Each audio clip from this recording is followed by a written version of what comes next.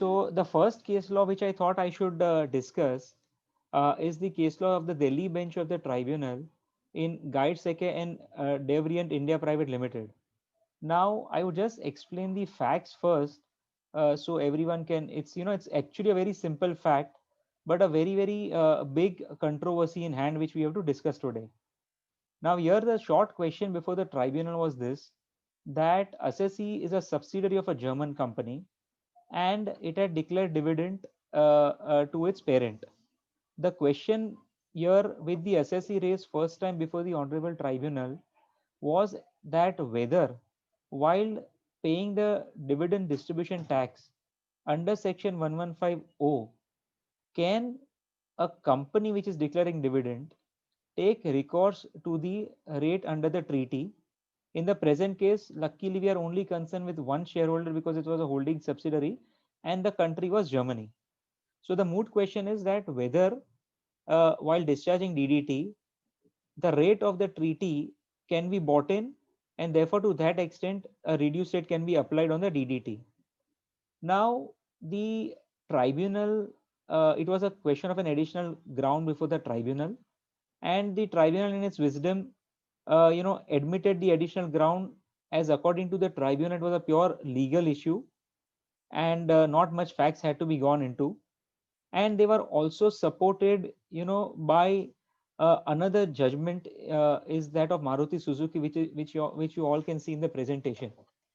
Now in Maruti Suzuki's case also, it was an additional ground was taken, admitted, and on that interim order the department filed a writ in the Delhi High Court, and the writ was dismissed by the Delhi High Court. Therefore the tribunal in this matter took a view that it is possible for them to admit this additional ground. Now once they cross the barrier of this additional ground, the question is as to what is the exact controversy, and I just summed it up before some time. Now the tribunal clearly agrees, this controversy as to dividend distribution tax. Is it a tax on the shareholder or on the company? Now we all chartered accountants and lawyers are grappling with these issues from last couple of years, or I may say even decade, from the time 14A came into the statute book and became more effective. So more than a decade. And we all are aware of this judgment of the Bombay High Court in Godrej, which is subsequently affirmed by the Supreme Court, where ultimately it was held in the context of 14 and section 1033 that DDT is a tax on the company and not on the shareholder. Now, the tribunal accepts that this position is correct. However, tribunal thereafter goes into what section 115O. Section 115O, then they again go to section 4 and section 5 and section 92. Now I'll just take each of them in the context. So what the tribunal says is that the definition of tax includes additional tax, and the charging section is section 4. Now therefore the tribunal takes a view that ultimately dividend is nothing but an income under the definition of income under 224, and this tax or additional tax is on dividend and therefore indirectly the income.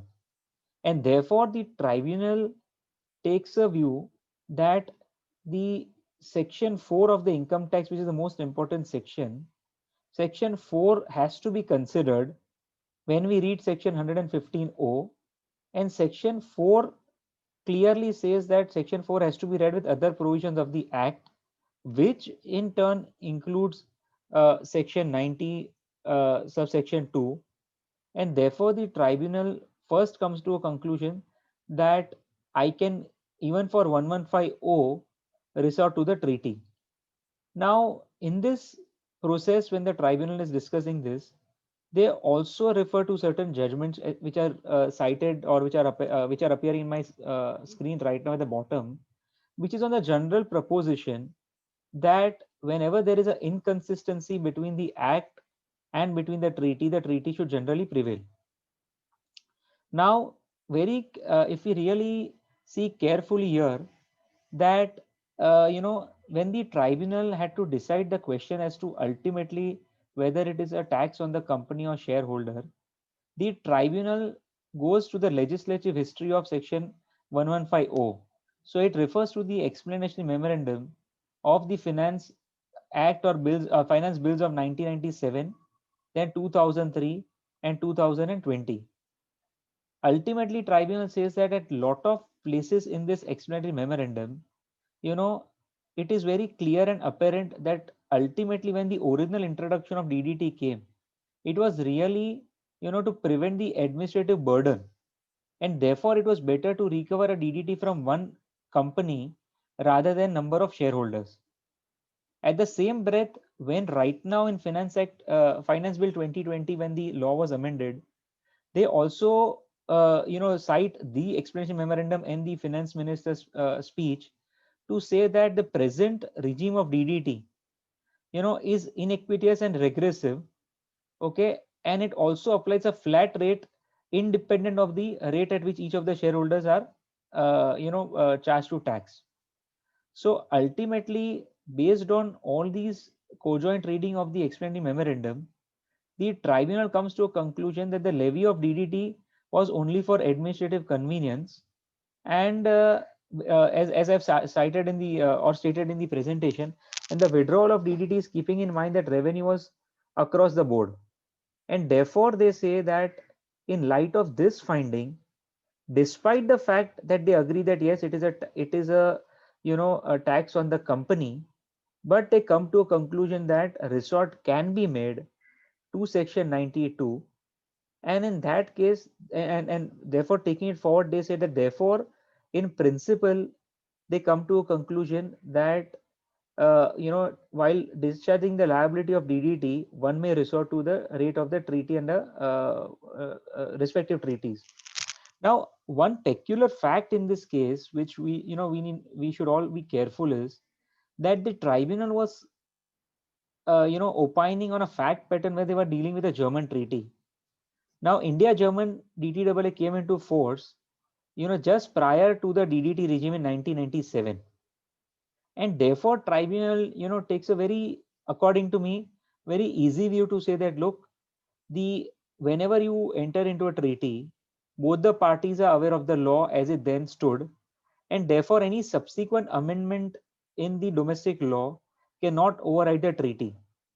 And therefore they take a view that when they are considering the Indo-German treaty, which was entered prior to the DDT regime, the subsequent amendment under the Income Tax Act of shifting the tax to the company and not the shareholder should not come in between.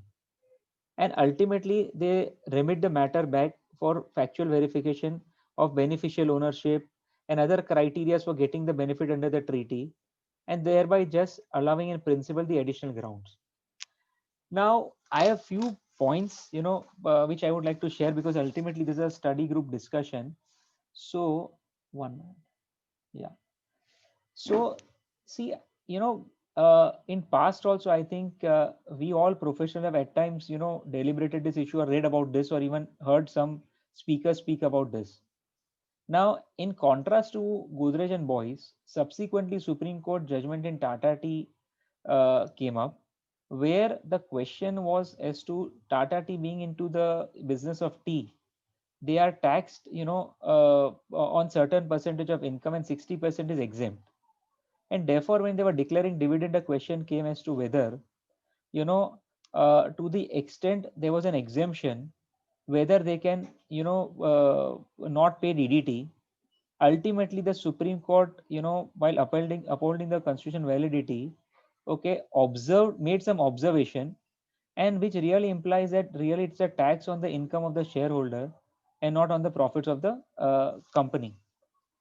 Now, frankly speaking, if today one were to take this matter forward, and I am too young a professional with so many stalwarts and seniors, I would personally feel that if really the tribunal wanted to decide in this manner, probably citing Tata Tea would have strengthened the case of the tribunal. Now, this judgment of Delhi tribunal is, very well discussed today, but as I've cited in this slide, there was also a judgment of Bombay tribunal earlier, where also in principle this issue was admitted to be examined. Now, apart from these points, before I come to these slides, there are a few other things I think which we all should, deliberate or discuss, at least open up our thinking on few points.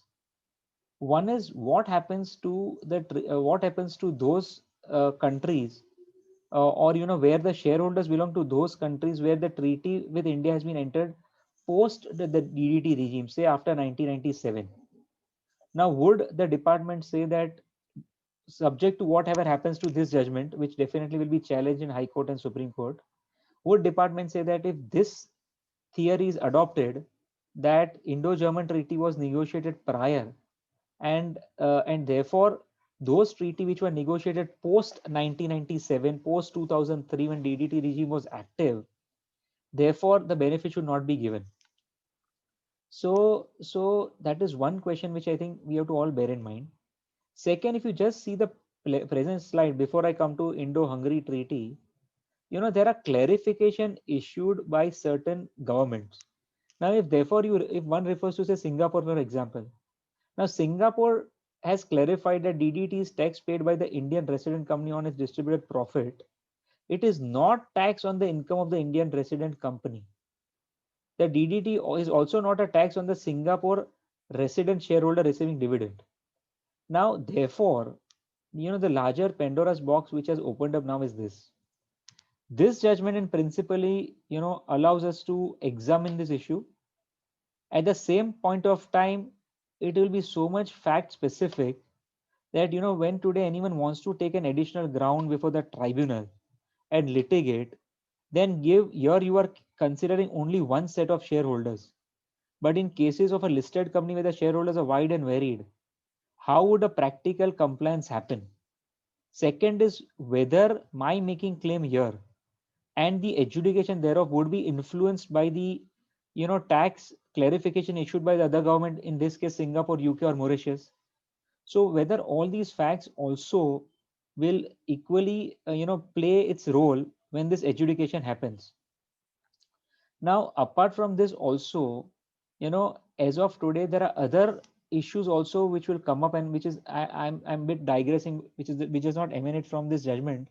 But the general discussion right now which is going on is that India has started, after post Germany also, which is in this case, there are a lot of treaty, like for example, Hungarian treaty.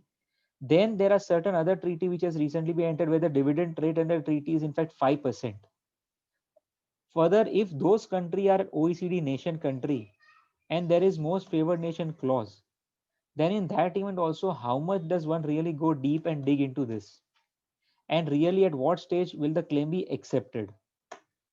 Another thing which a tribunal is, according to me, missed in my view is that while they say that, okay, they refer to section 1150, backdoor, in my view, they go to section 4 and 5 based on the definition of income tax, additional tax, etc., and therefore come to 92.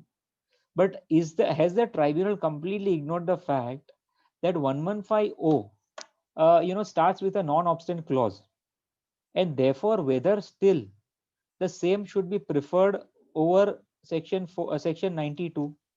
Now, generally, as an individual consultant, my opinion is yes, the treaty should always have a supremacy over the domestic law. But now, if we really go into the facts, is it that, okay, if treaty has to have supremacy, I agree with that view.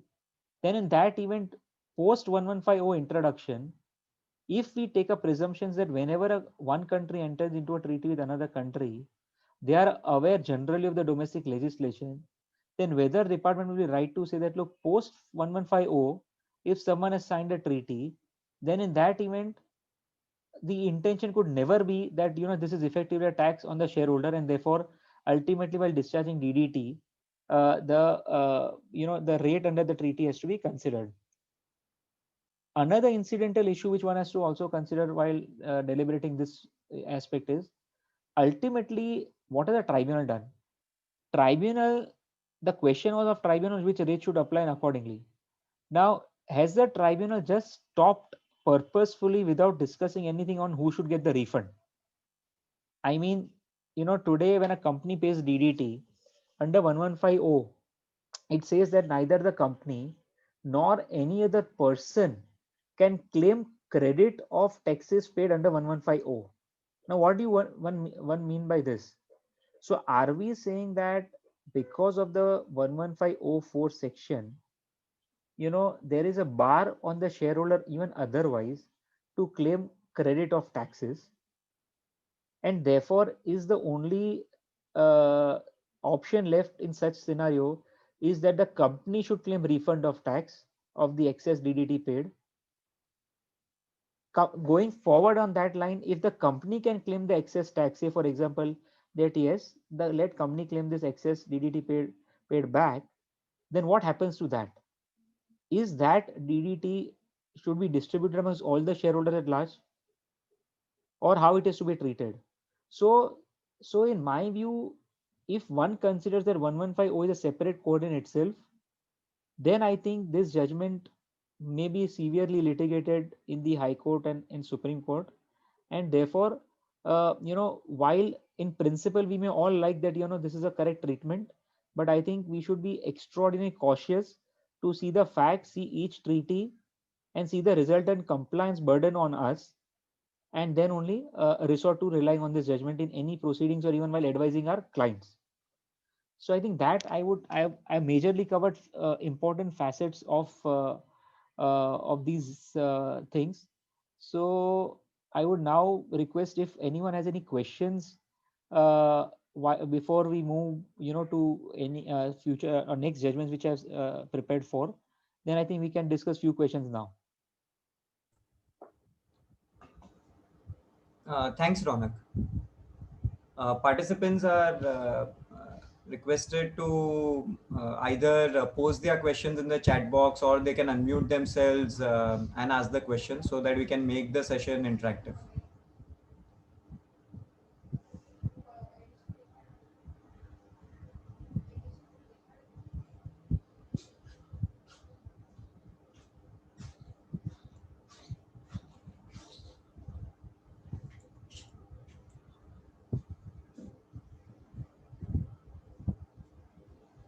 Ronak, I think maybe we continue for now, and as and when we have any comments, we can I'll keep a track of it so we can Sure, summarize it sure. and take it at the end. All right. Okay. So just a passing, I think, before I take the next decision. So as I said that, today most favored nation clauses, India Colombia treaty, which has now restricted dividend to 5%. So a lot of such questions would arise when we really threadbare examine this issue. Now the second judgment, which I thought also from international tax practitioners' point of view, is the judgment of the Bombay Tribunal in the case of Amerset Cyprus Limited. Now here also, this the simple fact, very very simple fact, if I can put it, is this: the controversy that today when an Indian company makes a payment to any resident of Cyprus, or for that matter, I will further expand this. But suppose, say for example, I'm a company which has to make a payment of interest, royalty, dividend, or even fees for technical services. Dividend being post April 20. Now, typically in the treaty, the language which is used is income paid. So interest paid.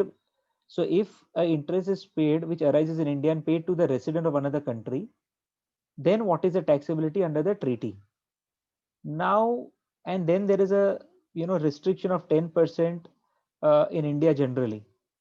Now the whole question is, in this fact pattern of this case, the question was not really of withholding tax. The question was really that if today one argues that there is no interest, since the Indian assessee has not actually paid any interest and it is only pass a book entry on accrual, then whether in absence of any income accruing to the AE, okay, can transfer pricing provisions really be imported into and applied? Now, in this controversy, I thought personally that this controversy was fairly settled, and I think there were a couple of judgments which took a view that the word uses paid, which would mean actually paid, and therefore, if nothing is paid to a non-resident, the question of even taxing that sum at 10% under the treaty would not arise. And once that does not arise, the question of transfer pricing may also not arise. Now, uh, this judgment was passed by the Honorable Vice President Mr. Pramod Kumar at Mumbai, and I think whoever knows him, ever interacted with him, everyone knows that he's. I can probably say that he's an authority in himself. So despite the fact that it was a matter which was as such covered, he raised his a very interesting question. He said that look, on the plain vanilla reading, what you say is right, but really, what do you mean by the word paid? And therefore, he goes to the Article 3.2 of the treaty, which itself is, states that whenever any term is not defined in a particular treaty, then the resort can be held to the domestic legislation of each states. And thereafter, there is maybe minor variation in that language. Like in Cyprus treaty, they use the word, what is the meaning under the domestic law at the time when the treaty was entered into. So that also further adds a element.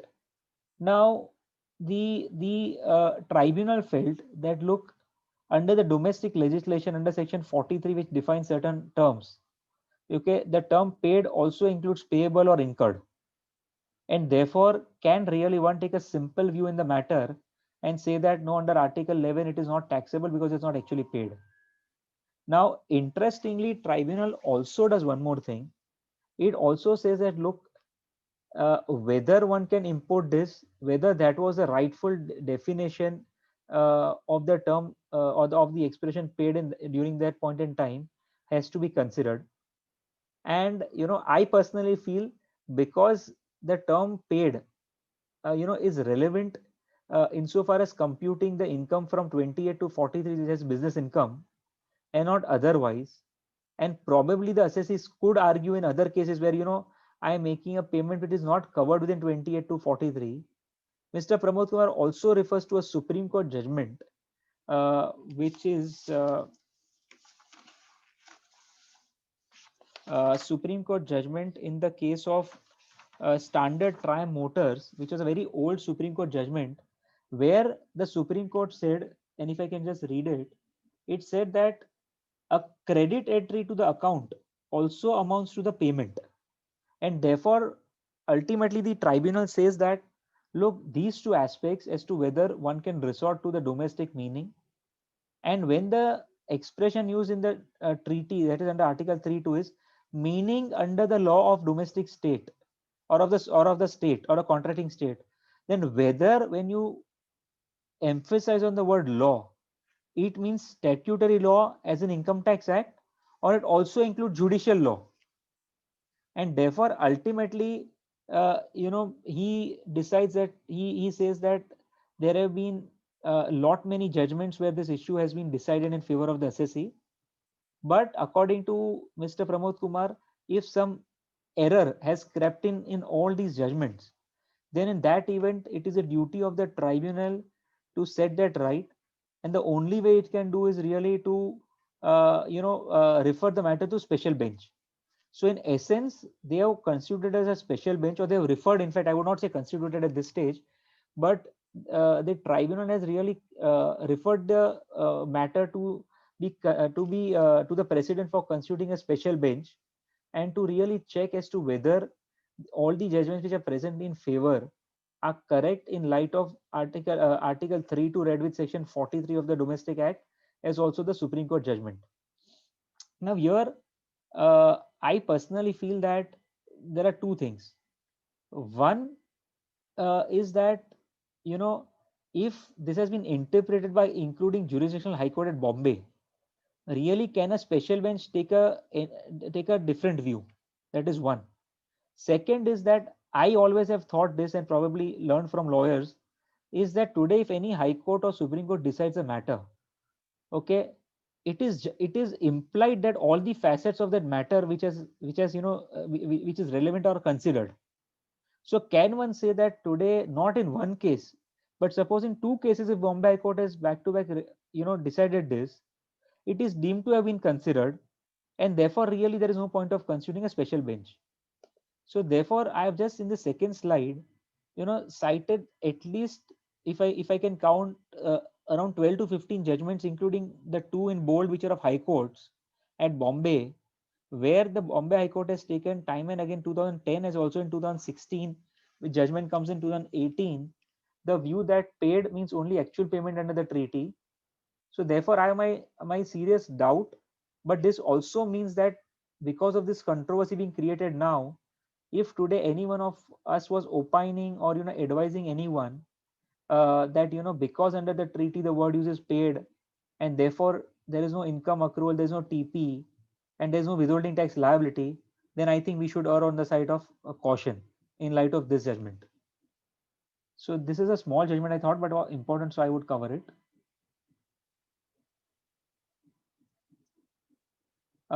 This is the third judgment which I thought, in last 6 months, because I just tried to fish out whatever good judgments are there in last couple of months for post April. Now, really, this judgment, is a question where a fact pattern I just explained.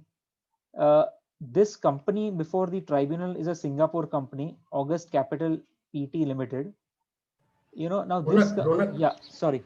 sorry to you went ahead and I didn't stop you. Sure. In the prior case study, Yeah. whether the entries in the books of account were passed.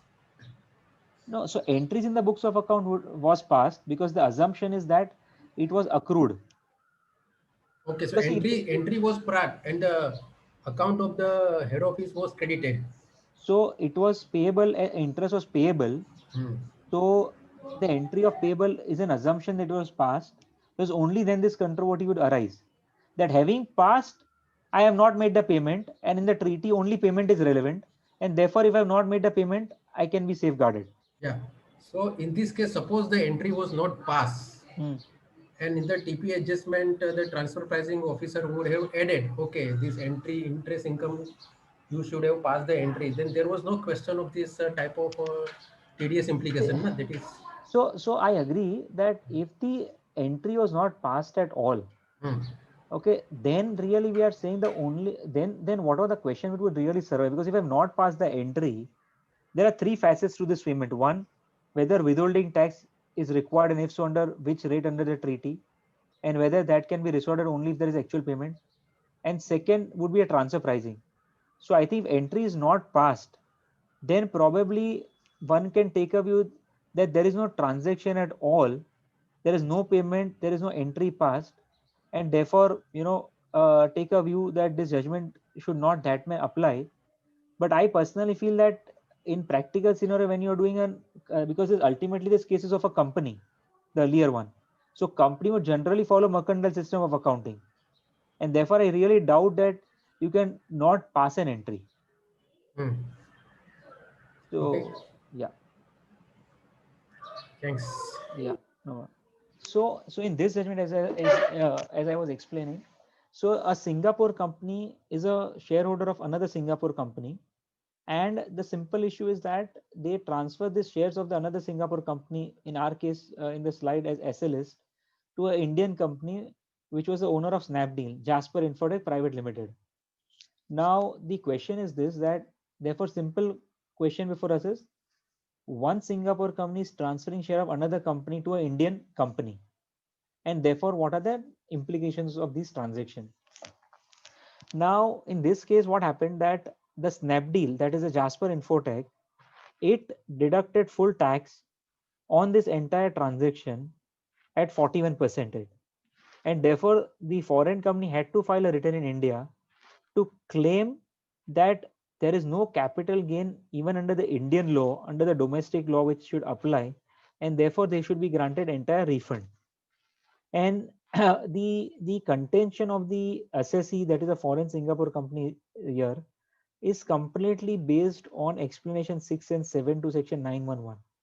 Now, as we all are aware, the tribunal in this case, goes to the history, because as we all are aware, the indirect tax provision, if I may call it, they have come into effect really to undo Vodafone's judgment of Supreme Court. And that was the first step after the judgment that government introduced explanation 5, and with retrospective effect from 1962, and said that therefore today if any non-resident also transfers shares of another non-resident company or an entity or an interest in an entity, but which derives its value substantially from India, then India has a right to tax it. It will be a deemed accrual. Now, those sections were introduced by Finance Act 2012, and but with retrospective effect. Now, in the present set of facts, the transfer which has happened of the Singapore company share from the Singapore holding company to Jasper Infotech happened in financial year 14-15, assessment year 15-16. Now, the explanation 7. Now, if I just, for benefit of everyone, just explain what is explanation 6 and 7. Now, explanation 7 really is a carve out. So it says that where general indirect tax provisions would apply if it breaches a particular threshold. Explanation 6, defines or elucidates as to what is the asset base in India, and how that asset has to be calculated to derive what is a substantial value. But explanation 7 is a carve out which says that, look, if today there is an, so if I call it other ways around, explanation 7 is an exemption from explanation 5. So it really says that if today uh, the non-resident who is selling the shares of a foreign company, if prior to 12 months from the date of transfer it was not holding any management, any capital, and the voting rate was less than 5%, then in that event the Indian government has decided that we don't want to tax such minor shareholders. Now, unfortunately, one reads a judgment. There is no place where any such facet is discussed. But I believe because they have decided a controversy, otherwise this should be a case which is otherwise covered under explanation 7. So there is no discussion in the entire judgment as to how explanation 7 was invoked by the Singapore company, because apparently when I read it first brush, I thought that it's the entire shareholding which is transferred, and therefore how can you really claim that 5% or I was not having management or control? But on the reading of the publicly available judgment of this tribunal, let us take for example for this discussion that yes, explanation 7 otherwise applied. Now therefore the short question before the tribunal was this, that though this explanation was introduced and made applicable from AY 1617, can one really apply this explanation retrospectively? Now the department argued that, look, the neither the language, because normally we all are aware that if any amendment is retrospective, many a times the department or the legislature uses the word for removal of doubt, or also refers to the explaining memorandum where they use the word that this amendment is clarificatory in nature. So the department argued that because nothing of this was there, coupled with the fact that when you are providing an exemption to someone, it's a substantive amendment. Therefore, the department case was that, look, it cannot retrospectively apply, and therefore the DRP and the AOS correctly held that explanation 7 is not applicable and full income is chargeable to tax in India as chargeable as per law. Now the ITAT starts with Vodafone, start with the amendment which is made pursuant to the Vodafone judgment, that is explanation 5. And then the tribunal says that, look, after the amendment was bought, whereby they introduced indirect tax provisions, there were a lot of controversies to how this section applies. There were a lot of recommendation and questions which were raised by the stakeholders. And accordingly, the tribunal, the Ministry of Finance, and CBDT started, deliberating on what were the concerns when the explanation 5 was introduced. And in that context, they refer certain questions to the SHOM committee. And the SHOM committee is constituted, where SHOM committee in essence, when they are explaining explanation 5 and the controversies, the committees of the view that according to committee, only, if you plainly read the word of explanation 5, and if I can just read that,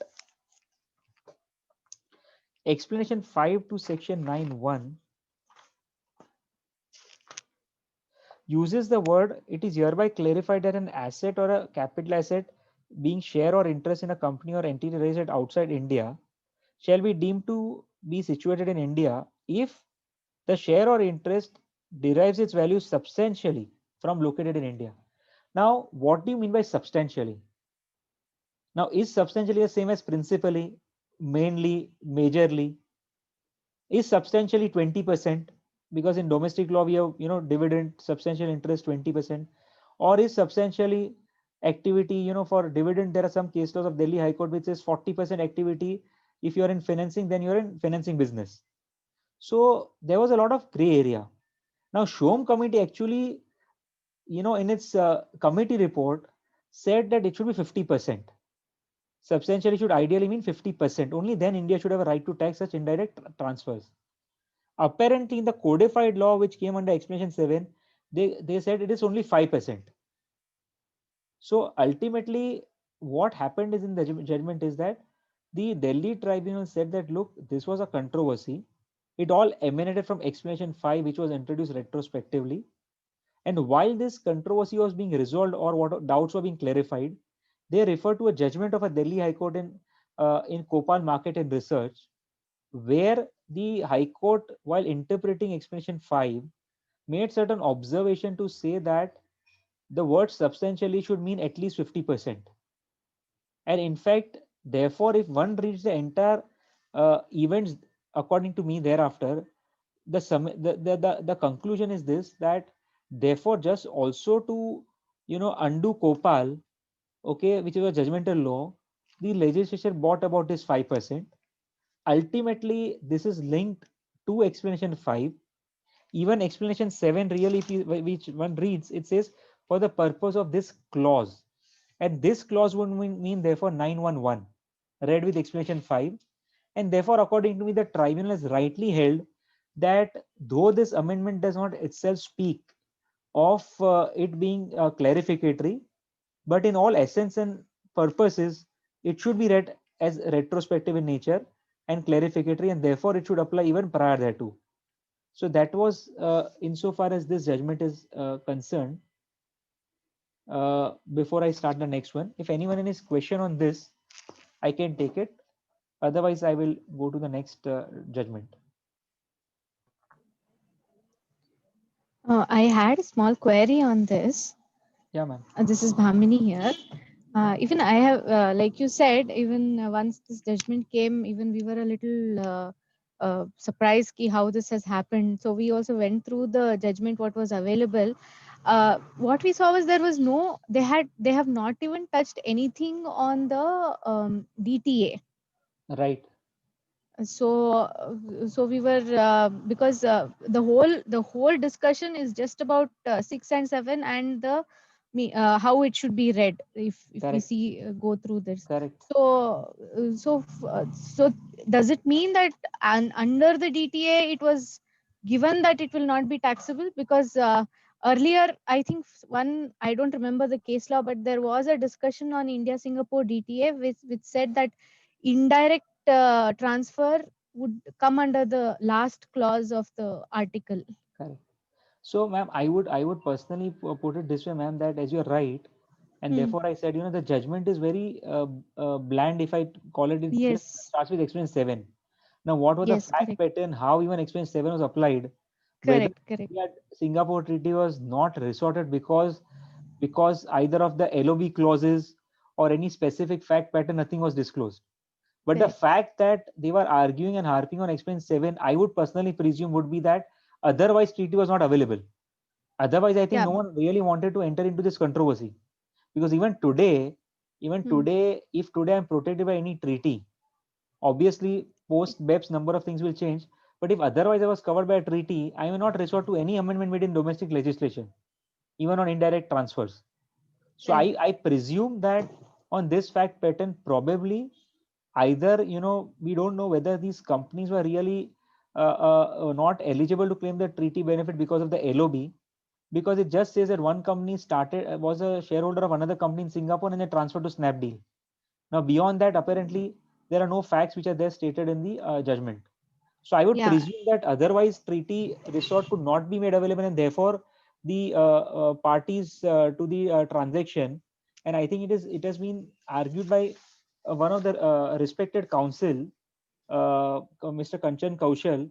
Therefore, had it been that they could have resorted to treaty, he would have definitely done. So I doubt that.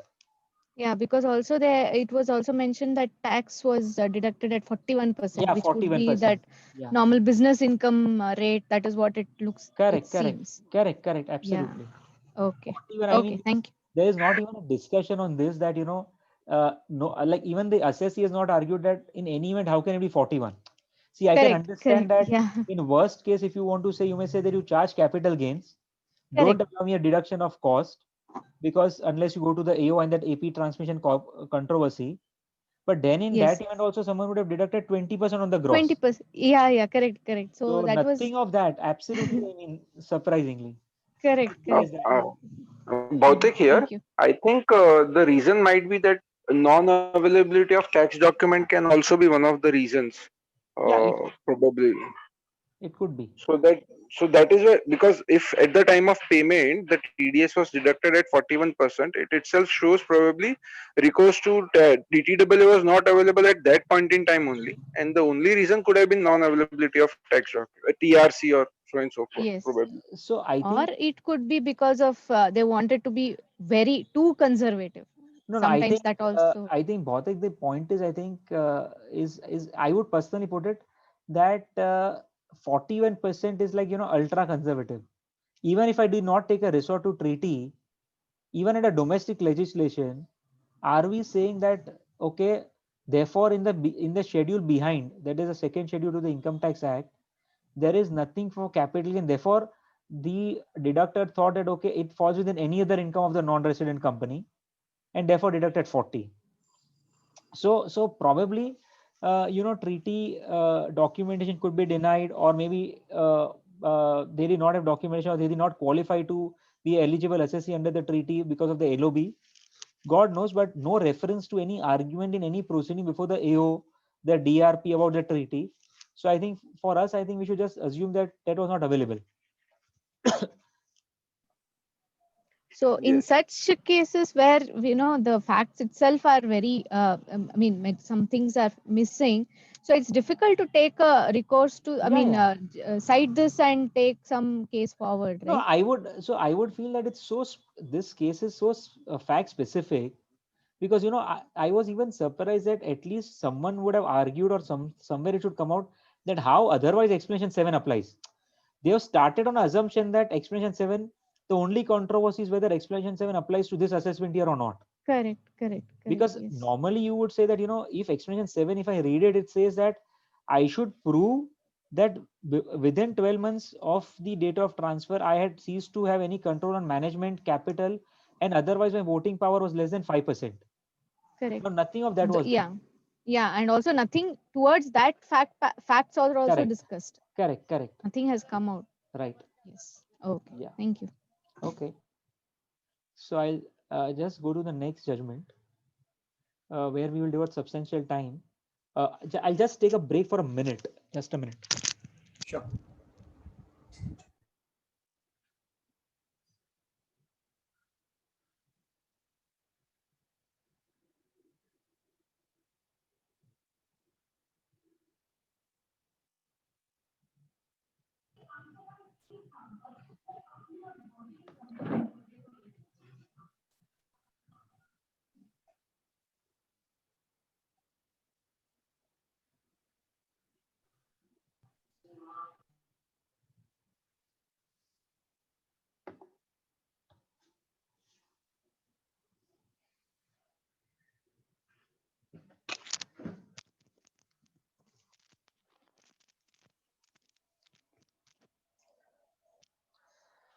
Yeah, sorry. So I think this is a judgment which is I would put at the center of attraction of today's discussion. And I think I would really welcome a lot of discussion on this judgment. Now, briefly, the facts of this judgment are this, that Volkswagen Finance and Volkswagen India. So there are two Indian entities of the Volkswagen Group, which is an automobile conglomerate based out of Germany. Now, these two companies are admittedly companies which are incorporated under the laws of India, and therefore otherwise they are an Indian resident company. Now, what had happened is that in the facts of this case, Volkswagen Group, and when I say group, please hear me as only Indian entities, the two Indian entities, Volkswagen Finance and another Indian entity. So they had, engaged a foreign event company for for getting a actor known as Nicolas Cage, who is a renowned actor in US, to launch an Audi A8 facelift car. Now, therefore, the contract was that Indian entities entered into an agreement with a foreign event company to really ask that company to make available the foreign actor for the launch of this car. Now, typical facts of this case are that the launch event was organized or conducted in Dubai.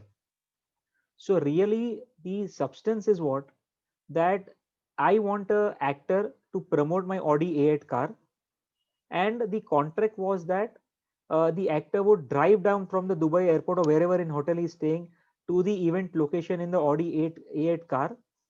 Thereafter, he would answers Q&A with the Volkswagen India director, and also interact with the people who are invited in that particular event.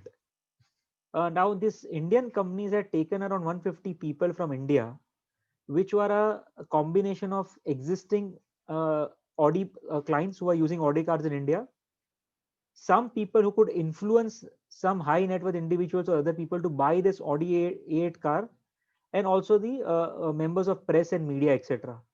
So the Indian company had even taken those people from India to Dubai for this event. Now the foreign actor was to be made available for say 3 to 5 hours, and at the same point of time, after meet and greet and Q&A and other things and other photography, etc., the Indian companies had got a right to to use this, if I call it ad or media material, for a period of 6 months. Okay, which now they've coined this new term, which I was not much aware, because I don't, as below the line advertisement.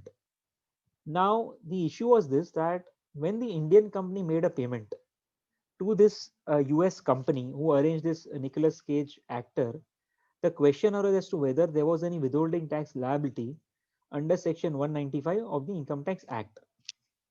Now the AO took a view, the assessing officer took a view that it is taxable under the treaty and act as fees for technical services, and I think we can ignore that. The CIT appeal confirmed the addition, but on the ground that the assessees have purposefully conducted the event in Dubai so that the accrual does not arise in India.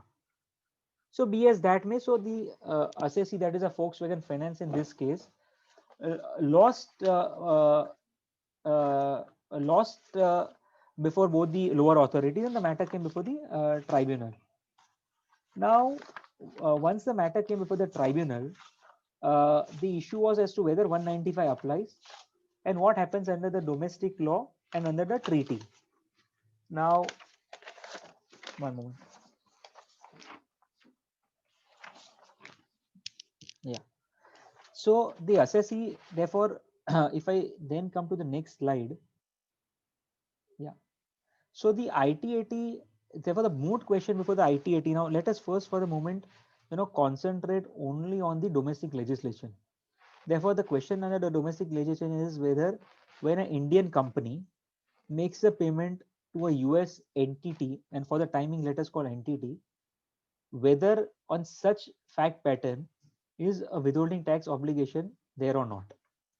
Now, if one looks at the domestic law, admittedly it is not FTS, admittedly it is not royalty, and therefore the question is that is this income falling within accrual or deemed accrual in India.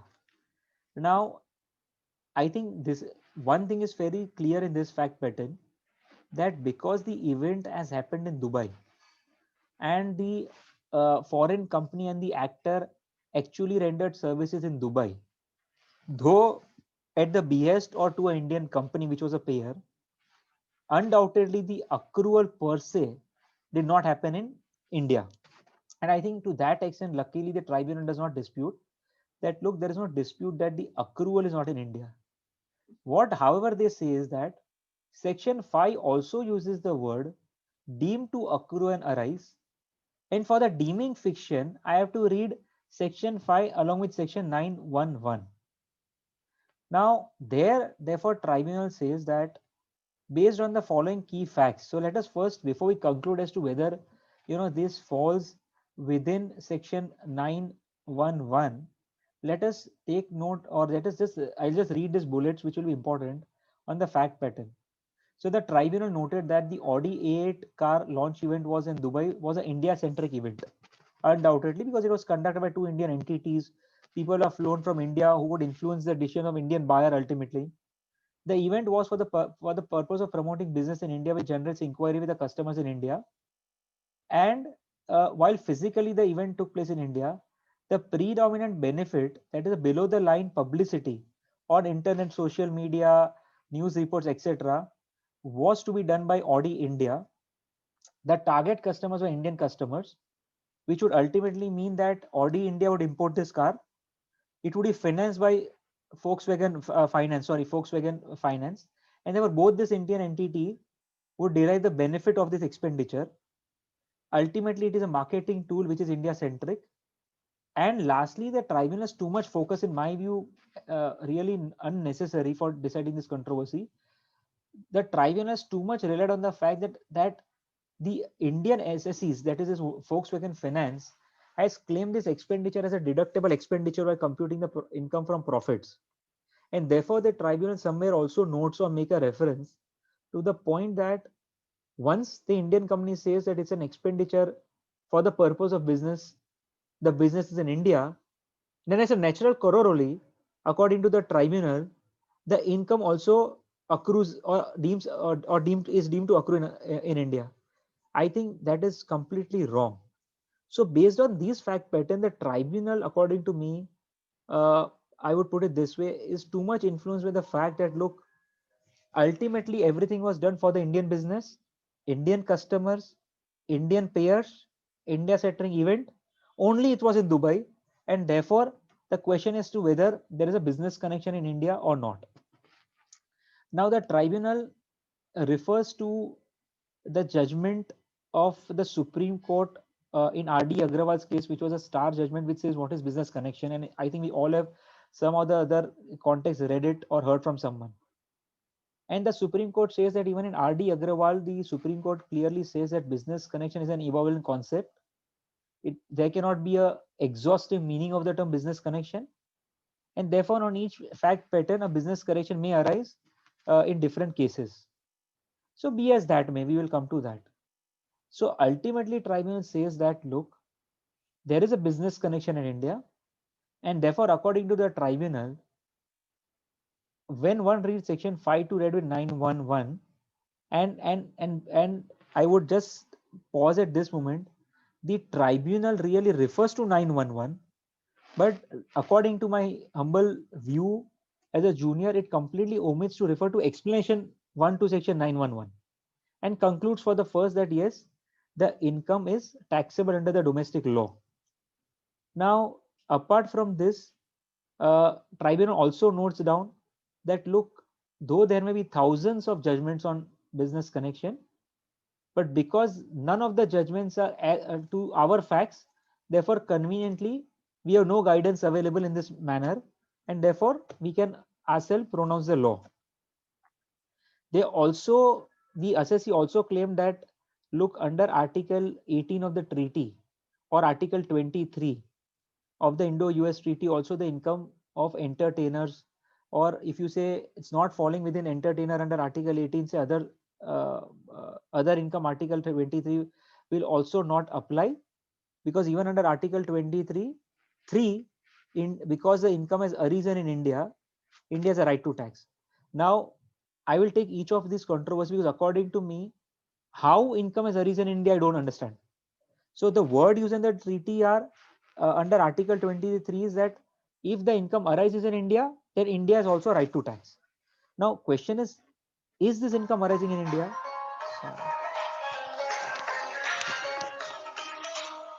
Sorry.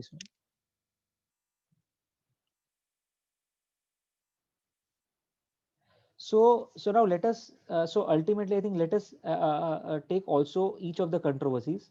And just before we take the controversies, one last point also with the assessee argued there was that under section 115 BBA, which is a specific section governing the entertainer, non-resident entertainers taxability, also they resorted to that section to say that unless the activities are conducted in India or the performance in India, India has no right to tax, because 115 BBA has a prescribed rule for that.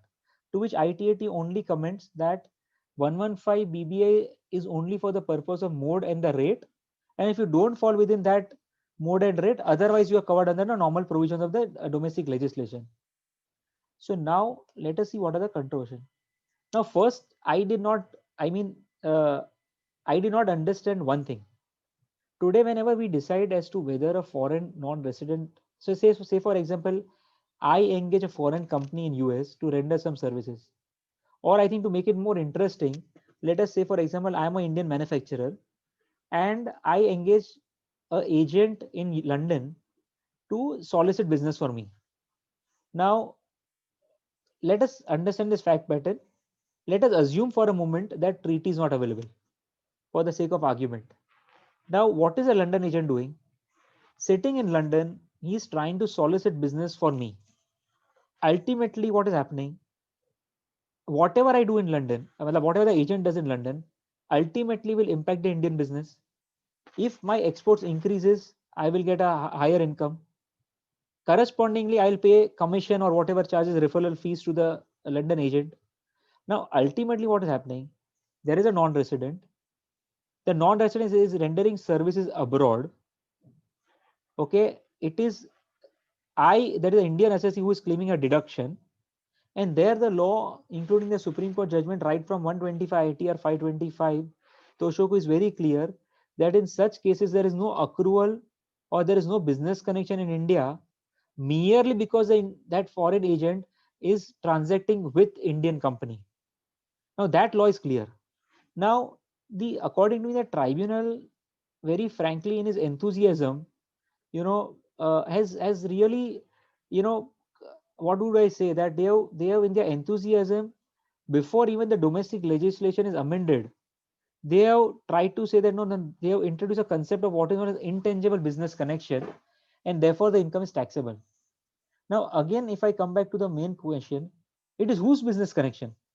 According to me, when you apply 911, we have to come to a conclusion that there is a non-resident. And if that non-resident has a business connection in India, then India has a right to tax, and that also to the extent of business operations in India.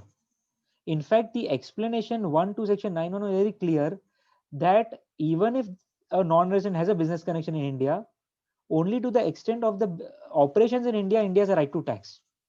So if I just read it for the benefit of everyone, because according to me, this judgment has itself made a law rather than waiting for the parliament, or any statutory amendment.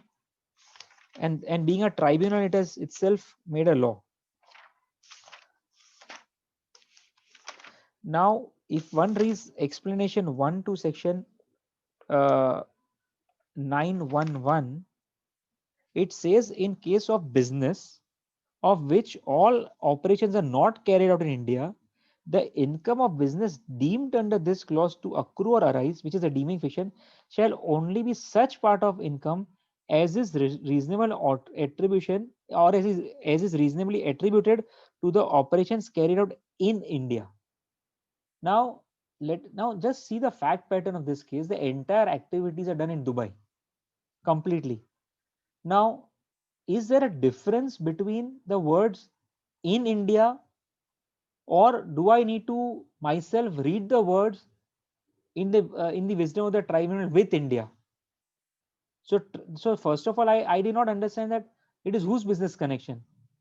Is the tribunal saying that the foreign company, which is a US based company, that has a business connection in India? Is the tribunal saying that no, the foreign company, the foreign company services are business connection of Volkswagen Group in India? What? I really did not understand that. Because today they have to have, I think the law has to be very clear that only if the non-resident has a business connection in India, the question of 911 and correspondingly 195 would arise. Because otherwise, both the payers were Indian residents. So there is no question of they are Indian residents having any business connection in India or not. So I think, in my view, for the first fallacy, which I personally feel is that the tribunal has not clarified amply as to whose business connection. They are saying there's an intangible business connection, but of whose? So that is the first question, according to me, which should come up. That is one. Second is ITAT reading itself the word? So that everywhere, even under today's, even after the SCP amendments under the domestic legislation, they have used the word in India, customers in India. And even today, post BEP section, when SCP provisions were introduced in the domestic legislation, and when the legislature has purposefully postponed it to next year. In fact, I don't see, unless someone can correct me if I'm wrong, even the threshold have not been notified for public debate. That okay, users should be 1 million users, 5 lakh users, where the users should be, where the IP address should be.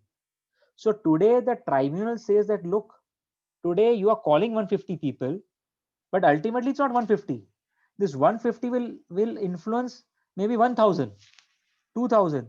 So they have said, once they are influenced, it's an unintended influence, and therefore there is an intangible business nexus, and therefore India has a right to tax. So there are a lot of points in this, and I'll just take one by one these points so that everyone can discuss. So first, first submission is this, that the judgment has very wide ramification, and I think the caution which we need to now probably apply is that today, if you are having any clients which is an advertiser, or any clients which are the FMCG, and it is doing any India specific marketing, maybe anywhere in the world, then whether it will have any implication because of 911. Obviously, everywhere in any of such cases, we will obviously exhaust the treaty first. But if suppose the treaty benefit is not available because of BEPS or because of LOB or any other reason, then are we saying all such cases also needs to be really examined with magnifying glasses? Second is, as I said, that the preponement of changes to be made or notified by the legislature. So that is, I think, very important. I don't think a tribunal has a power to lay down law. So that is the second thing. Completely ignores the language that everywhere in 911, the language uses business connection in India and not business connection with India. Third, what I said is that there is no monetary threshold, target, or customer which are notified under domestic legislation today. I could understand that if even the tribunal would have referred to a draft paper, I can understand. But just saying that because 150 people were invited and they were social influencer in that, and therefore ultimately public at large in India, because even in SCP today, if today Facebook say hypothetically has only 1000 subscribers, or even considering India's population, say even 10 lakh subscribers, 1 crore subscribers, I don't think today they really, unless they notify that under SCP provisions also, that can be taxed. Now, unless domestic law is amended, can the tribunal, in its enthusiasm, ignoring the judgments, okay, themselves come and make a new law that look, ultimately we don't have to go by the brick and mortar business. So here also, with utmost respect, it is a judgment of the honorable vice president, and we look forward to him, Mr. Pramod Kumar. But I think he has stepped the gun here, according to me, because frankly, my submission is that if today you want to, India is very ahead in BEPS measures. India wants to make unilateral measures to tax the Googles of the world, to bring out SCP. But I think ultimately, the end of the day, it is a law which we read and which is enacted, which has to be applied. And tribunal cannot take that in its own hand. Therefore, another point also, whenever I have read business connection judgments, okay, one has to be very careful. See, is it that there has to be a real and intimate connection, a continuous soliciting service? Now, if in the context of an export agent, okay, which is say I've been an agent of an Indian company from last 20 years, still, if I'm not considering a business connection, say I may be an agent with a country with which India has no treaty, can here a solitary activity, one-off activity conducted in Dubai mean that yes, a foreign company has got a business connection? Because I can understand if there were any other factual pattern to say that no, this entity is a entity in US which regularly brings about actors and India centric activity or something. Nothing of that sort of discussion. So today, if on the fact pattern, one event conducted for 3 years in Dubai, are we saying that that is enough to say that yes, there is a business connection which has arisen in India and therefore I have a right to tax? Now, even if one reads the tribunal order, and this is what I would like to highlight, that the tribunal, while taking resort to the Supreme Court judgment in R.D. Agrawal, time and again, I just read one statement out of the judgment. Their lordship did specifically observe that important cases which have arisen before the courts may briefly be reviewed, not for evolving a definition applicable generally to all cases, but with a view to illustrate what relationship between the non-resident and the activity in the taxable territory which contribute to the earning of income may or may not be regarded as business income. Now, my focus here is the language even in Supreme Court is what? Relationship between the non-resident and the activity in the taxable territory. Now, where is the taxable territory here? Nothing was conducted in India at all. Now, if one views that yes, there's a loophole in the law, then you may amend it. Obviously, from last couple of years, after BEPS, etc., we are always amending one or the other amendment every year comes up in the Income Tax Act because, and a couple of amendments have come under the treaty. But until the time you amend the law and say that business connection in India is now no longer required, but with India is also enough, how can really the tribunal, go and make its own law? Then second is that merely because the activity of non-resident benefits Indian assessee, does it automatically constitutes a business connection in India? I mean, every payment which an Indian business entity makes, obviously it is for the purpose of business, then only they are claiming a deduction in India. Now, does it mean that therefore one has to always keep this corollary in mind? No, at one stage you are claiming an expenditure to be for the purpose of business. That business is of Volkswagen India, and therefore you cannot argue that no, there is no business connection of the non-resident. So I personally did not agree with that, and I think the power of tribunal may be wider. I have no dispute in that, but I think to go beyond the law in letter and spirit and to prepone whatever suggestions probably Indian government or under BEP section plans we want is, I think, uncalled for. And as lastly I said, even the issue as to under the treaty, very frankly, I may be corrected by someone, but the treaty uses the word under Article 23 that if the income arises in India.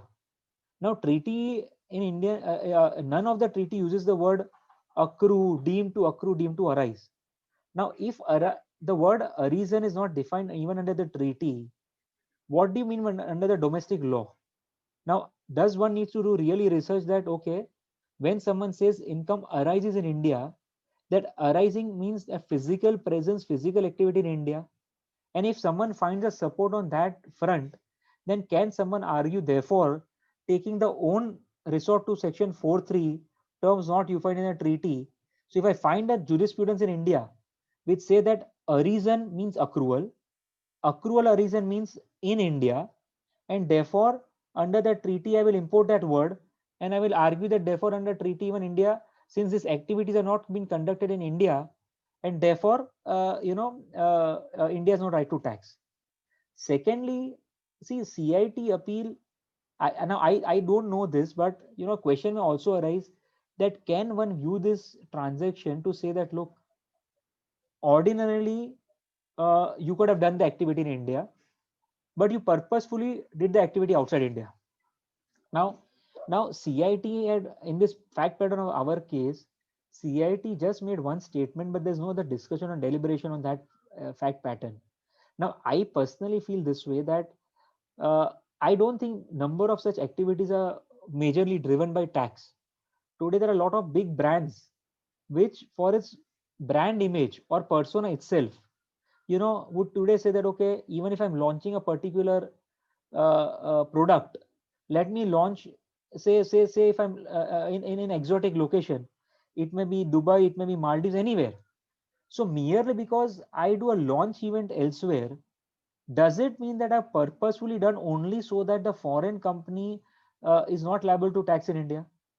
So these were few of the points which I thought, and that is what I've tried to capture in the PPT also, that the decision seems to be influenced by India's post BEPS development. Okay, but really, it is going too far to say that if you do any activity which is India centric, Indian market, targeting Indian customer, and therefore ultimately it gives rise to a tangible intangible business connection in India. So I think with that, my submission in this judgment is that, uh, according to me, this judgment has a too far reaching impact, and I think one has to only evaluate in which all models can really departments start using this judgment, to say that, look, if today any Indian company really incurs any expenditure abroad, but which is on an India centric event, then in that event, so I was just thinking aloud that today, would it mean that tomorrow, say in IPL today, say Tata is sponsoring some particular IPL event, and tomorrow Tata invites a few customers in Dubai today during the IPL to launch his new car, and claims an expenditure, and for that purposes maybe it calls upon any celebrity, any cricketer, then are we saying that solitary event also will give rise to the business connection in India or not? So I think quite wide ramifications, overreach by the ITAT, and I think I personally feel that, uh, as a tribal member, I think I personally feel that once the legislature, you have to read the law as it is. I appreciate that the law is not, as fast as the changes in the business development, business scenario where internet or your social media marketing is at high. But at the same point of time, ITAT's duty maybe is only to make a recommendation. Ultimately, either the Supreme Court or either the legislature can bring out the law.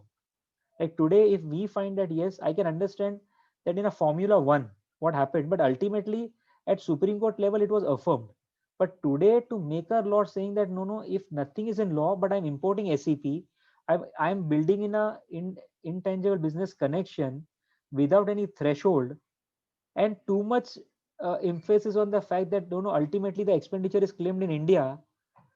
I was just thinking that, is it that today, a member is driven by, look, for your all the treaty where there is an exemption to employees, the exemption also goes on the basis that if today their expenditure is not claimed by a P in India, then it will not be taxed in the hands of employee. So, and that logic is tribunal saying to say that, look, ultimately you are an Indian company, you are deducting expenditure in India, it is going to benefit you, it has been incurred for the purpose of a business, and therefore, in this modern world, wherever you do activity is irrelevant. I think I don't see this is a correct view, and I definitely feel that a court may really strike it down or at least stay the operation of this judgment, uh, if not anything else. So I think on this, I think we can have open discussion, because this has a lot of ramifications. Maybe I've missed some points, but I think if anyone has any points, we can deliberate it.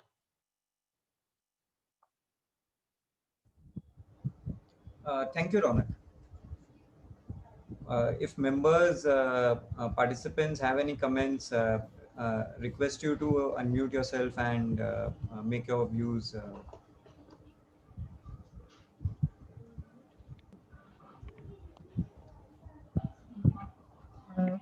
Any idea? Has this been challenged in, in High Court?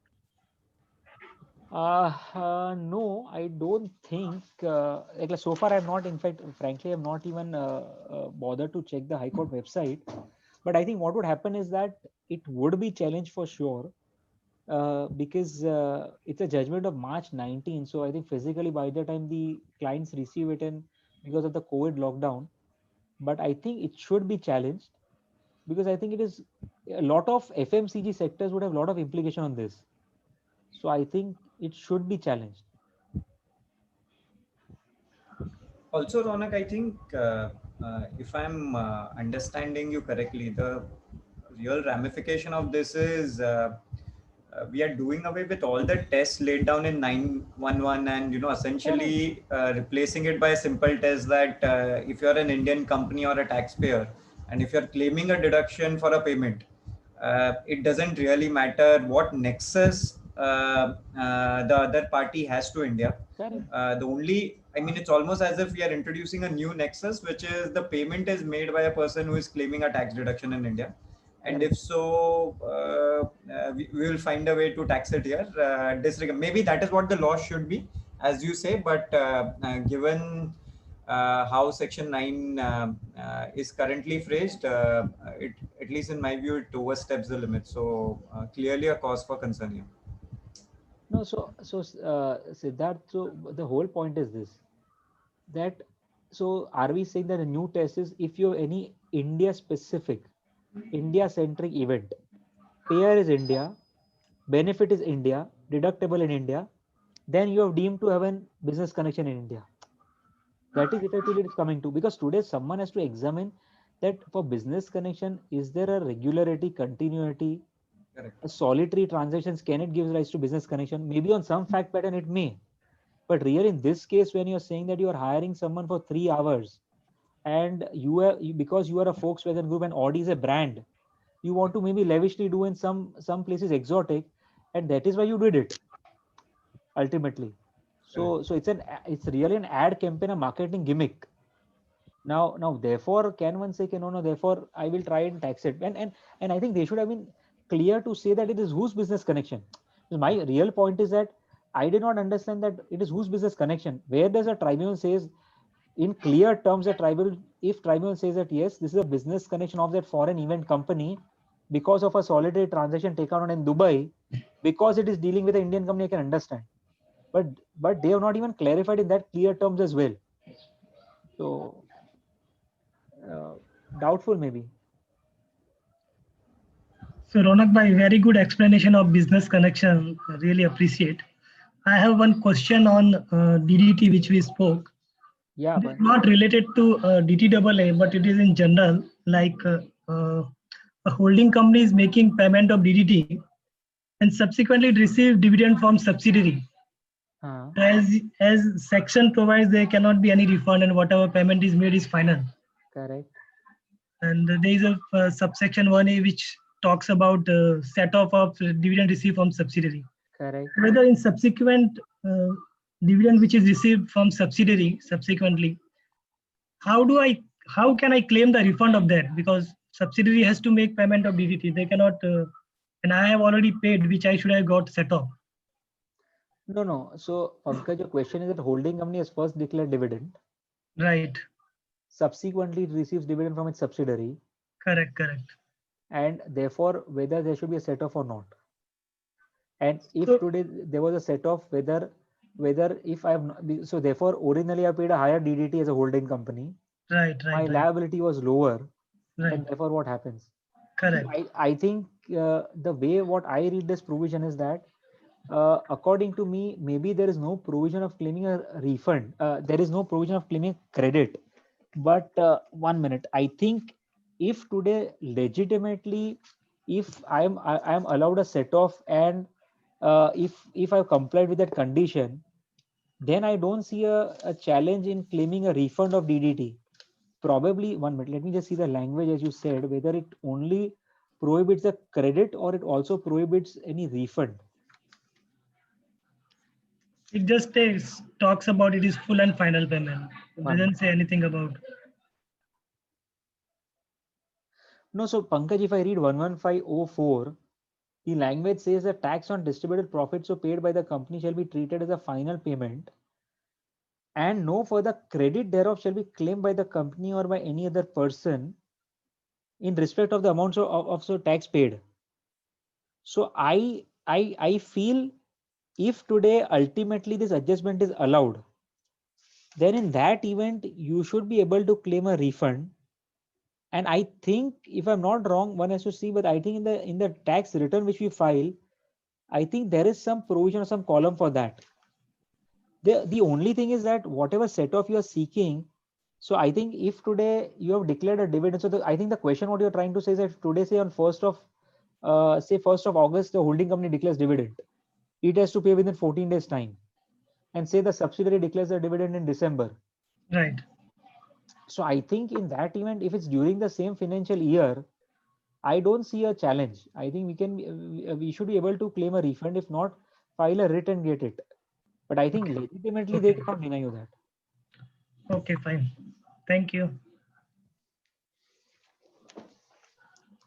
So then I think, Siddharth, should I move to the next one or two case laws which I've taken? Sure. This is a small case law, just because everyone today who is into transfer pricing and into dealing with MNC taxation. So this impacts or maybe impacts them. Now the fact pattern here is that this SKF company, which is assessee here, is a Sweden company, and SKF is a worldwide leader in manufacturing of bearings. And this is a Sweden company, so the appeal is filed by the Sweden company in India who files a return in India. And the question before the tribunal is this: that this Sweden company had originally entered into two agreements with its A in India.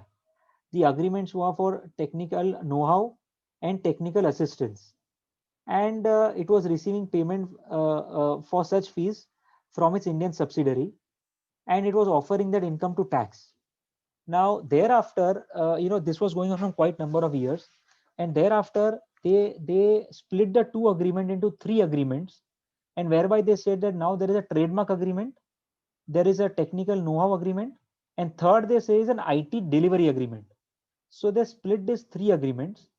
Originally they filed the return of income in India, where they include all the three receipts.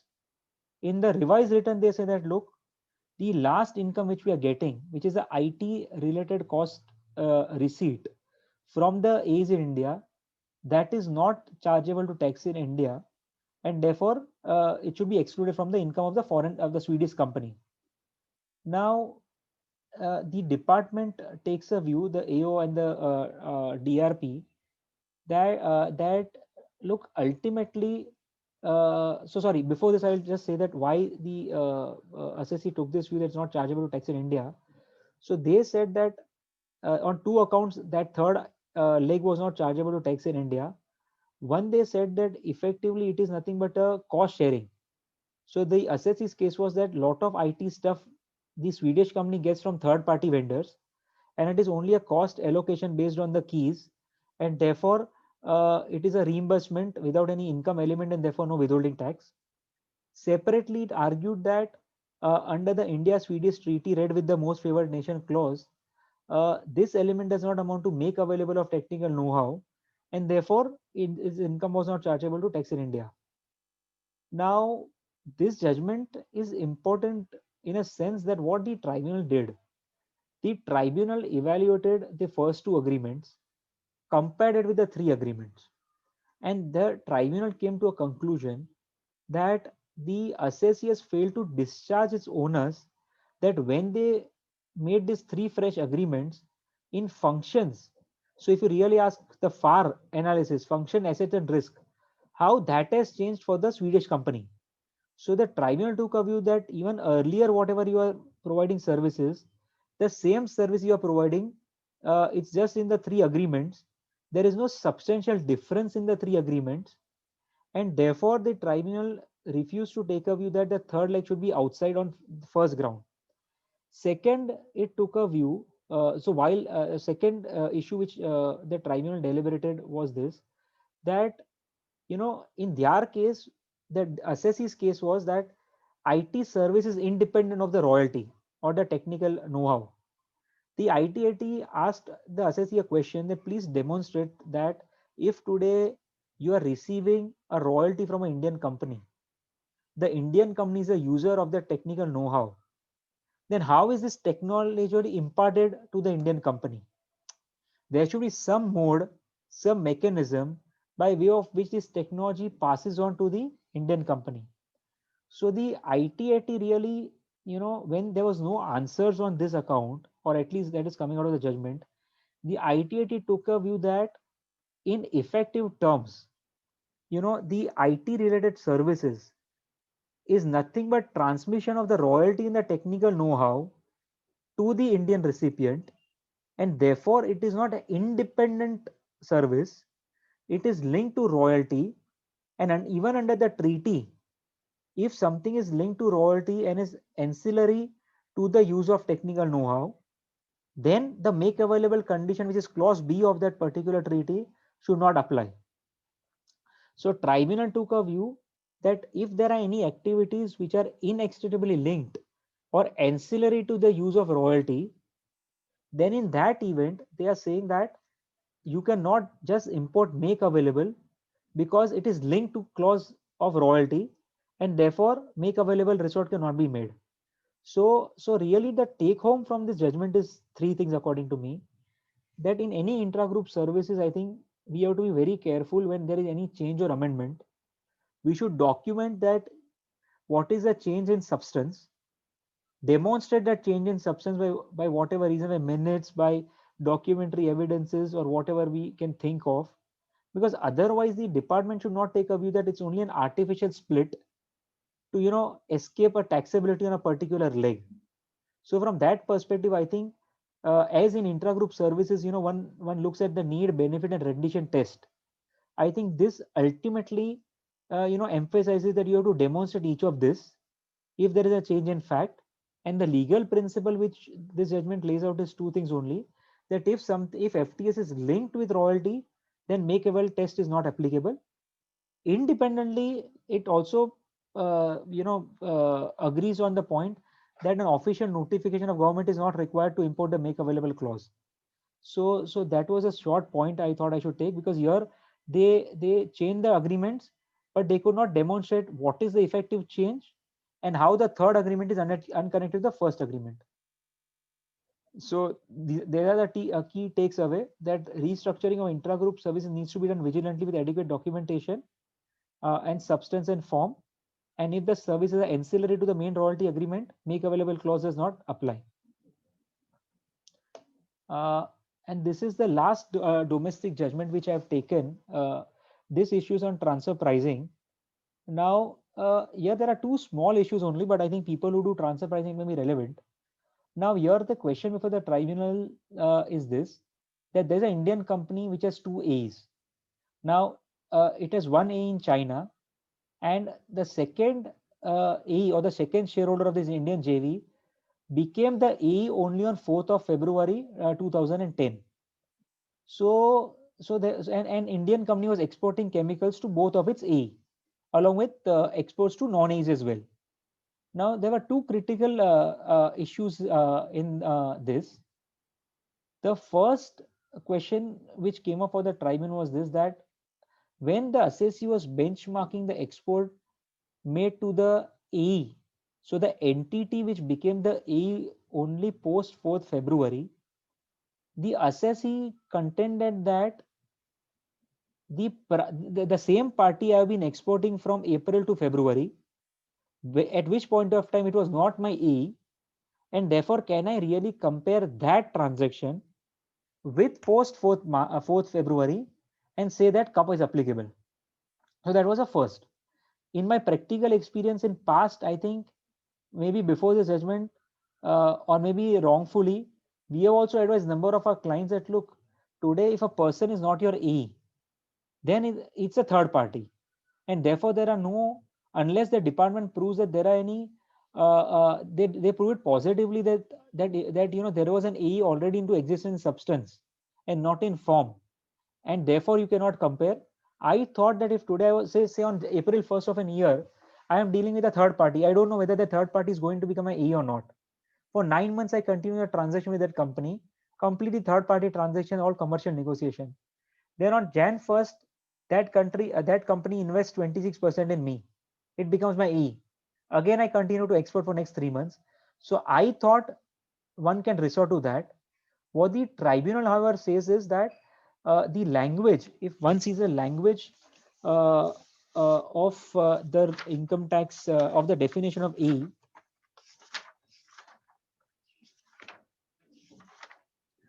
the language they refer to section 92A2, and they say that for the purposes of subsection 1, two enterprise shall be deemed to be an AE if at any time during the previous year any of the conditions. So their emphasis is that at any time during the previous year, and therefore if in my fact pattern or in this fact pattern of this judgment, if the foreign company became an AE on 4th of February, then for the entire year it would be deemed to be an AE, and therefore I have to independently do the benchmarking of the sales even if it was done prior to that company becoming my AE. So that is the first critical point which this judgment has laid down. And the second point, I think, which is very minor but a lot of practical importance, the second point which in this judgment the tribunal was called upon to answer was that today when I apply CUP, what do I do? So assessee what in this case did, say for the transaction with the first A, which was a Chinese company from day one, what it did, it said that during the year, whatever I've sold the chemicals, I did an average price sold. So average export price of transaction. So I bunched the transaction, took an average export price of transaction with AE, compared with the average export price with non-AE, and I said that that should be the way in which arm's length price has to be computed. Now here the tribunal said that look, there is no doubt that you can take the average of transaction with non-AEs, but when you do the comparison with your transaction, it has to be not on average basis, but it should be invoice wise. So that is the second thing which the ITT has held, that insofar as average and average is not comparable, but average of non-AE should be compared with each individual invoices of the transaction with AE. Now, in my view, that may not be the correct approach. And to fortify my view, I have just cited these three judgments, okay, where the Bombay High Court and these two judgments, Bombay High Court has an observation, and there is a finding in these two judgments that it's always better to compare when the product is per se same, and therefore CUP otherwise applies, and there is round the year transaction, one can take the average price of AE and compare it to the average price of non-AE. So in my view, to that extent, there is a difference of opinion in the judgments, and therefore if one were to continue to adopt this average comparison, then now I think it will be safer to cite these three judgments in the notes to form 3CB to avoid any penal consequences in future. So that was the last judgment which I thought, and one another judgment I think which I can just touch upon. I think this is the foreign judgment. I thought maybe of interest, but I will just sum up. So this is a judgment of the Federal Court of Canada in case of Alta Energy, and the limited issue, if I may call it, is this: that today under the Canadian Luxembourg Treaty, there is an exemption on capital gain which is available if a person is a resident of Luxembourg and he sells the share of a private company which derives its value substantial from an immovable property which is being used for the purpose of the business. So there is a specific exemption under Article 13, 4 and 5 of the Luxembourg Canadian Treaty. Now the question before the Federal Court of Canada were twofold. So first question was there was only one question before the federal court, but really there were two issues arising from the lower courts. So before the lower authorities or the tax authorities in Canada took a view that first the capital gain is not exempted under the treaty, so it's not treaty protected gains, what they call it in Canada. And second issue what they said is that GAR applies. So the High Court equivalent of Canada took a view that no, treaty benefit is available, it is a treaty exempt gains, and to that extent the department there in Canada did not challenge the finding of the High Court. They only challenged that GAR should be made applicable to this. Now, in order to understand how GAR applies, if I can just sum up the facts. So effectively terms, there was a US company which was holding a shares of Alta Canada. There was a Luxembourg company formed which was held by a partnership firm in Canada, and ultimately in stage 1 the shares of Alta Canada were transferred from the US LLC to Alta Energy Luxembourg. Now in that there is no dispute department, or there is no dispute by anyone there that on that transaction there is any capital gain or loss, because that time when they did, it was on at book value and there was no value in the Alta Canada, which was really into this mining and gas exploration, etc. However, when Alta Energy sold the shares to a buyer, it got a lot of money, and Alta Energy, being a Luxembourg entity, claimed that I have no liability to pay any capital gains in Canada. Now, ultimately, uh, Alta Energy resorted to the Luxembourg Canadian treaty and said that, look, under the treaty, I am exempt. Now, in the fact pattern, the department in Canada has not disputed otherwise that it is a resident of Luxembourg, that Alta Energy is a resident of Luxembourg. No, that was undisputed. So, what department tried to argue that the entire affairs were done to abuse the provision of the treaty, and therefore, while in that fact pattern, and it was very surprising in in those countries, or maybe not surprising in those countries, but surprising to me, that Alta Energy agreed that yes, there is a tax avoidance, but still there is no tax abuse. So really the dispute was that there is a tax avoidance according to the assessee admittedly, but there is no abuse of the treaty. And once there is no abuse of the treaty, I cannot be denied treaty benefit even under the GAR. So in that context, the Federal Court of Canada observed, so the department's main case, there was no dispute on the fact that under the treaty it was exempt. So really, the Federal Court really said that in order to ascertain whether there is any abuse of the treaty, one has to look at the object, spirit, and the purpose of the convention. So what is the object, spirit, and the purpose of the convention when Luxembourg Canadian Convention was entered into, and when Canada gave away the right to tax such type of capital gains? Now, the Crown, that is a department of Canada, which they call it as a Crown, the Crown had really resorted to a memorandum to say that, look, there was a memorandum, and in which there's one paragraph where, when they were deciding to give this exemption of capital gain, they said that the exemption should be given to an So I'll just read it. That Article so and so of the convention are intended to grant a particular treaty benefit to Luxembourg investor whose investment in specific taxable Canadian property give rise to gains for them in Luxembourg. Those provisions are not intended to benefit entities who do not have potential to realize income in Luxembourg. So that means that otherwise they should have a potential to realize income, or they do not have any commercial or economic ties in Luxembourg.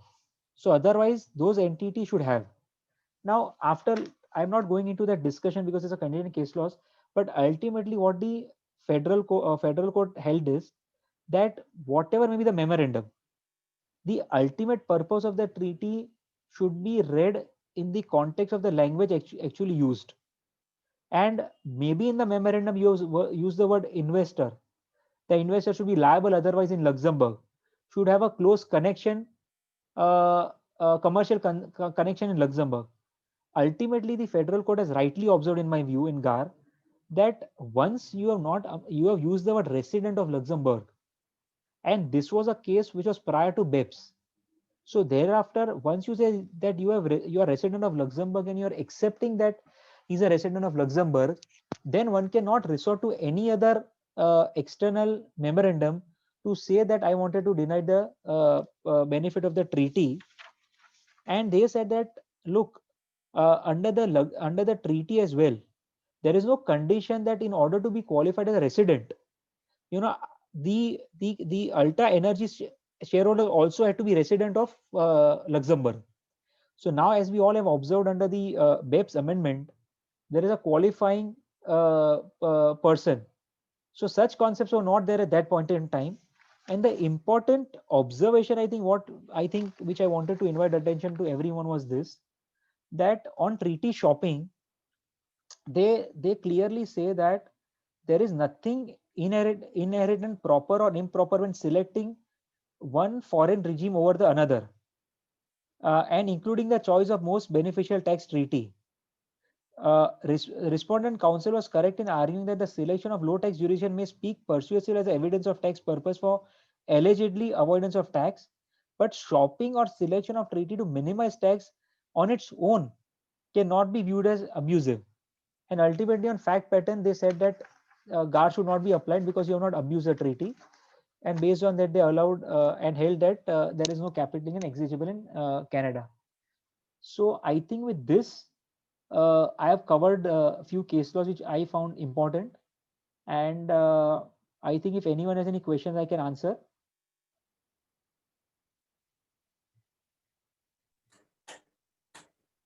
Thank you, Ronak. The floor is now open for discussions.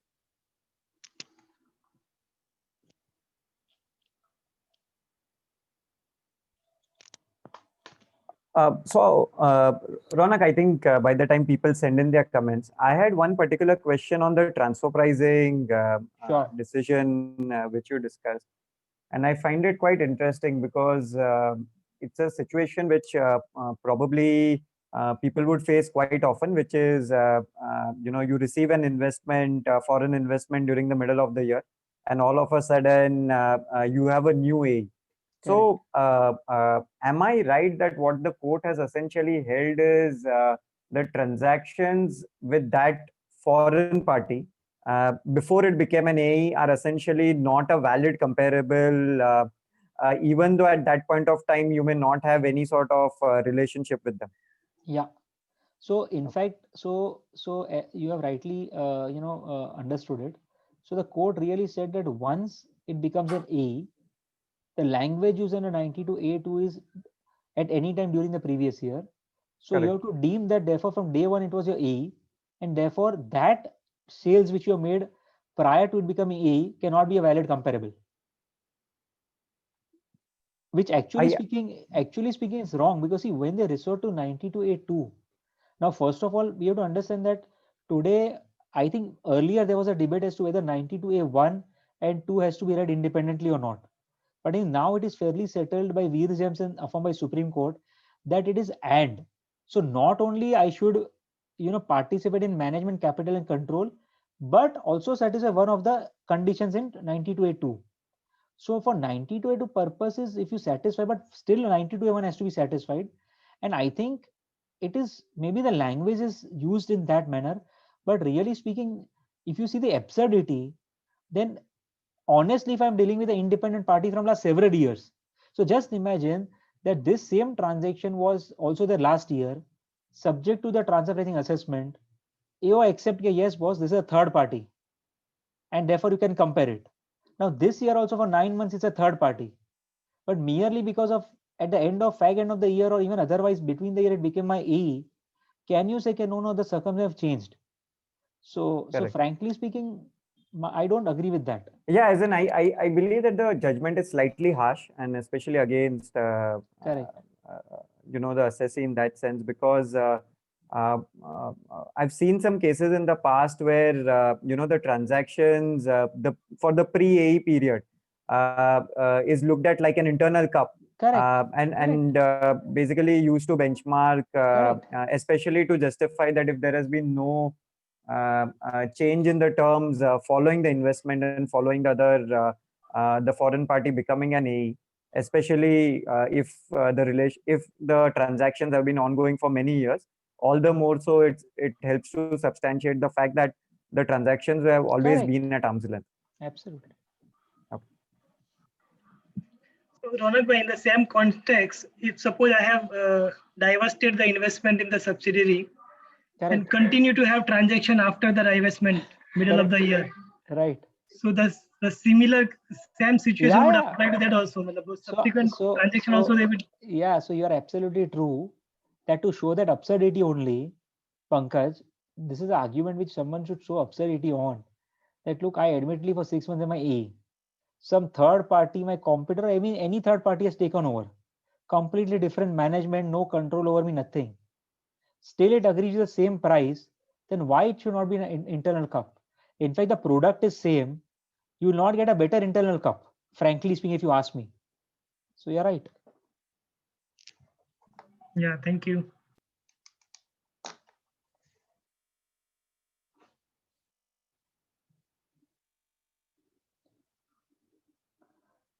So Siddharth, I think people have either understood or probably, like me, No, probably a lot of questions answered. No, I think today's session has been very helpful, and I believe all the members and participants today would agree. All the more because being practitioners of international tax, we need to be aware about creative and out of box positions which courts have been taking, and all the more because also more because it informs us as to the positions which the department is taking. It's not as if the courts have been able to upheld this adverse judgments without the department aggressively taking this position. So in So I advising our think Siddharth, clients. only one thing to everyone who is in this virtual session, that I think one thing which is of paramount change which I've observed in last 17 years is this, that today when we are advising, because we are trained to read the law first, and I lot of admire Mr. Soli Dastur, who has been a mentor to me, who always opens the book every time you raise a query. So I think we see the law. Today, what is happening that because there is some morality also post Vodafone coming in the minds of the judiciary, it is easier for them to be tempted by the morality to say that even if it's not in the law, but otherwise if I feel, let me include it and start the debate. So I think as advisors, we need to be careful that today, if you are advising someone, I think we should always say that look, while the law says this, but an appellate authority can take a different view in the matter if in substance otherwise it is falling within the law, though not in the form or in the letter and spirit. So that is something which we need to be really cautious of. Ronak bhai, I have one question. This is Yes. Prakash Sinha. Yes, sir. Question is that an Indian company has imported from its AE during the financial year 1920. Okay. However, it has not paid during the year, and after as on 31st March, it has decided that it will not pay for the next 2 years, and it will be treated as a ECB, not as regular transactions here. Mm-hmm. So as on 31st March, it has shown as a loan from the AE here. It's not a outstanding. It's not a current liability. It's not a creditors here, but it has treated as a loan from the AE. Correct. Now, when we are doing the TP here, so which transaction that we should capture? Shall we go that okay? It was a sale purchase transactions here, so it should be a import from the AE here, or it should be treated as a loan from an AE here. Which type of transaction that should be captured here? No, so I think Prakashji, I don't practice FEMA, but based on what you're saying, so which will be the rightful date or event when this outstanding payable will be converted into ECB? So I would put it that way. Therefore, if you say that, look, on 31st March is the date when, as per the RBI or FEMA regulation, it will now be treated as an ECB, then probably up to that I will have to benchmark as a payable, so as a purchase sale transaction, and post that probably I'll next year onwards, the entire next 2 years I'll benchmark as a financing transaction. So I would feel that is the correct approach, because originally you started with a transaction of purchase and sale. Yes. Now for whatever commercial reason it happened, now you're saying that okay, it was payable to you, but when you yourself then start under the RBI and other law to treat as an ECB as a debt, as a loan, then from that day when you start doing that, you'll have to benchmark as a financing transaction. So that is what I would feel. Okay. So this year it should be done as per the payable part here. itself. Yes, yes. Mhm. Okay. Thank you. It was a very nice presentation here. I joined late here, but I No enjoyed problem. whatever I have listened it. As Prakashji, I think we all practitioners, I think work from home, we all are doing, it's too much work. So, frankly, I could, whatever time I could do, would have tried my best, but maybe I missed out something, but always open for debate and discussion. Yes, that's right. That's right. Yeah. Really clear. Thank you, Ronak. I think it has been an excellent presentation and it has been good discussion between all the members. I take this opportunity to formally thank you and propose, a very well-deserved e-vote of thanks, as you said, in this situation where we connect more and more virtually. Thank you so much for taking out the time and including both India and also foreign case law, because it was indeed interesting to see that at the end of everything the courts there decided to go by the letter of the legislation or the letter wordings of the treaty rather than Correct. trying to uncover a hidden purpose or a hidden meaning. And maybe courts in India can take a leaf out of that decision going forward. With this, I request all the participants to please applaud and deliver a very well-deserved vote of thanks to Ronak. No, I think thank you everyone for patient listening. And as I said, we are part of chambers. So I think one for all for one. So I think there's no need of thanks. The only good thing for us is also that when you take up such assignments, we also at least have a dedicated time to study and research rather than being in the normal work. So I think thanks chambers, thanks Siddharth for organizing, thanks the IT team and the chairman and the vice chairman.